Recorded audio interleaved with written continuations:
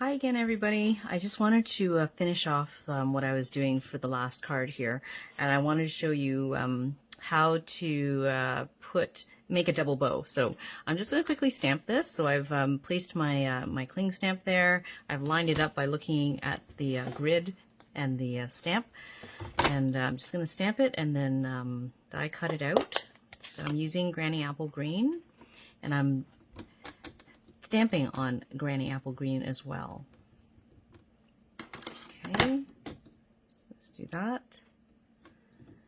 And I'm going to stamp it again to make it just a little bit darker. I really love using my Stamparatus for stamping sentiments. Words are like, I have a harder time making sure that my words don't turn out blurry and dark enough, right? So Stamparatus is perfect for being able to, stamp it again in the exact same spot and get it a little bit darker, or to fill in like a little section of a letter that didn't stamp out properly. So that's why I love my Stamparatus. Let me just clean it off.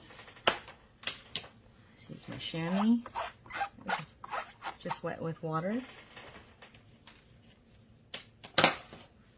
Okay, and I'll just I'll put this away so that I can do the die cutting. Let me grab my cut and emboss machine.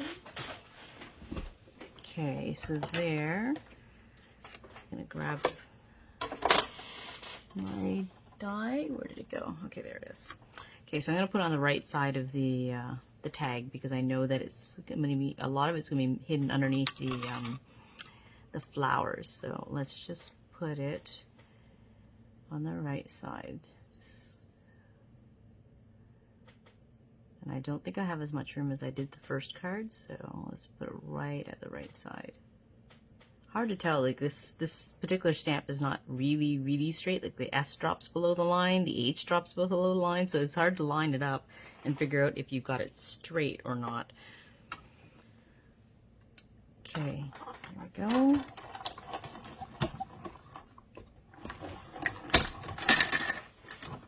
And you'll notice that I didn't cut the whole tag because I know it's going to be hidden underneath the flowers. So I didn't need a piece of paper that was as wide as the tag. Okay, just take that off.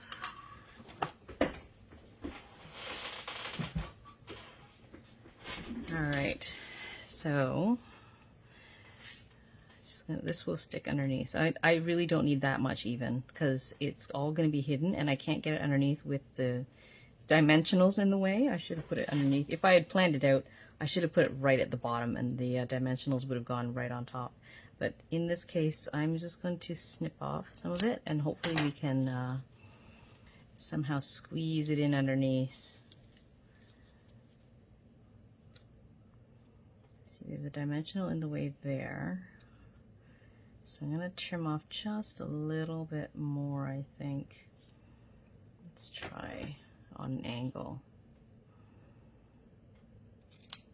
Oops. Let's see, does this work? Yeah, that looks fine. I think that looks fine. Okay, so I'm just going to use some adhesive. Where's my stamp and seal? There it is. Whoops, stuck to me. Okay, and we'll slide that in. Oops, I want it to be up a little bit higher than that. There we go.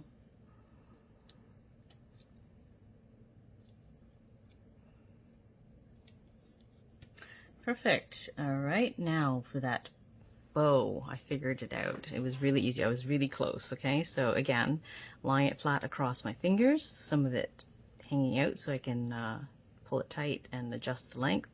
Okay, depending on how big you want your bows is how much you're going to spread your fingers, but you're going to wind it around once on top, once on bottom, again on top, and again on bottom. Okay, and then I'm going to stick it in between this little V here. Okay, stick it in the V. Oops, and just thread it through. That's easier. All right, and then you see this loop here on top. I'm going to thread it through here. Oops. Let me just make sure it's flat so I don't get a wonky knot. Okay, so I'm just going to thread it through here, and we're going to pull down to tighten it. Okay, so that's the double loop. So I'm not leaving it, I'm not tightening it right away because I want to be able to play with the loop sizes a bit before I tighten it firmly.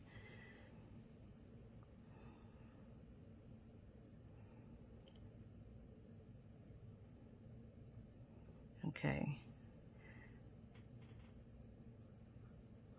So I think that's fine. I would like to be able to reduce that one, but I don't know how to do. I don't seem to be able to pull that one particular loop because I think it's stuck. Yeah, okay. So that's fine. So that's a double loop. It's really easy, and I think you can do more if you want. And I'm just going to trim this so it's shorter.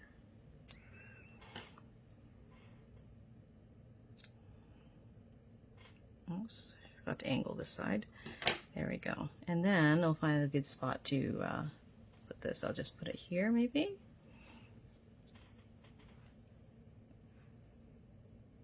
Yeah, I think that'll work.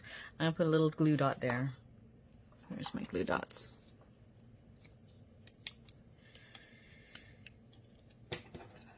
And because it's so skinny, I'm only going to use half a glue dot, which I like to do because I don't want to stick out too much. Oops, I like using my other. I have two separate sets of scissors. One that I use for stickier stuff, and then make sure I clean it off later. But oh, it's stuck to the scissors. And then I keep this black pair, just the Stampin' Up! Pair for paper, just paper. Okay, so the glue dot is stuck on there. There we go. And it's on the back of my knot now, and I'm just going to stick it down. There. Actually, I think I'm going to trim it even shorter. It's sticking out a lot. There we go.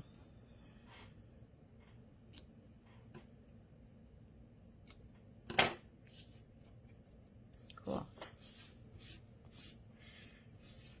And that is the end of the card. So thanks for sticking with me, and I hope you enjoyed learning how to do a double knot. I thought that was really cool. It's really much simpler than I thought it would be. So anyways, good. Great. There you go. See you guys later.